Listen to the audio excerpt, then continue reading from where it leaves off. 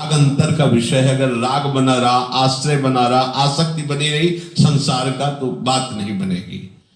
यम संन्यासमिति प्राहुर योगम तम विद्धि पांडव न संन्यस्त संकल्पो योगी भवति कश्चन। हे अर्जुन, लोग जिसको सन्यास ऐसा कहते हैं वही योग कहा जाता है। समझो कि सन्यास किसे कहते हैं और योग किसे कहते हैं। संकल्पों का त्याग किए बिना कोई ना योगी हो सकता है और ना सन्यासी हो सकता है। देखो, संकल्प का ठीक तरह से पूरा त्याग तभी हो जाएगा जब आप प्रियाजू के आश्रित हो जाओगे। मैंने नियम लिया है, मैं संकल्प करता हूं कि ऐसा करूंगा। कौन बोल रहा है? देहाभिमानी, देह भाव से, अभिमान से बोला जाए। मैं ऐसा करूंगा, अहंकार विमूढ़ आत्मा करता हमिति, मन मैं ऐसा किया, मैं ऐसा करूंगा। शरणागत उपासक जैसा प्रियाजू कराएंगे, प्रियाजू जैसे चलाएंगे।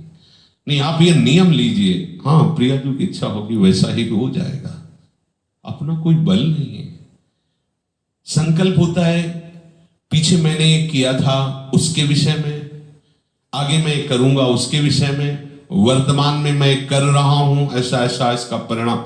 ये सब चिंतन आश्रित को नहीं होता, ध्यान रखना। पीछे जो हुआ उसका तो चिंतन ही नहीं करना है। वर्तमान में जो हो रहा है भगवद आश्रित हो, उन्हीं के बल से हो रहा है, उन्हीं की आज्ञा का पालन करने के लिए हो रहा है। इसलिए संकल्प बनना नहीं, आगे ऐसा करूंगा ऐसा है नहीं। कल क्या करना है जो श्री जी कराएंगे। आश्रित भाषा बदल जाती है, चिंतन बदल जाता है, उसका संकल्प ही नहीं होता। संकल्प तो प्रभु का काम करेगा, हमारा काम क्या करेगा? हम तो उनके संकल्प में हैं। एको हम बहुश्यामः, ये संकल्प। हमारा क्या संकल्प है? हमारा कोई संकल्प नहीं।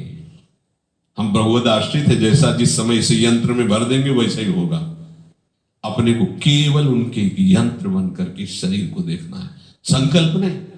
भगवद आश्रित को संकल्प बनने का सवाल ही नहीं उठता। तो आज से हम फिर मौन रहते हैं। प्रियाजू की इच्छा होगी तो मौन ही रहेंगे, अगर बोल दिया तो भी हम मौन ही हैं। प्रियाजू की इच्छा, जैसी प्रियाजू की इच्छा। अब अपनी इच्छा को वहां समर्पित कर दिया तभी आश्रित माना जाता है। और भक्तों की आप देखो ना, हम तो देखो भक्तों की वाणी सुनने में बड़ा सुख मिलता है। प्रभु की इच्छा से कल गिरिराज जी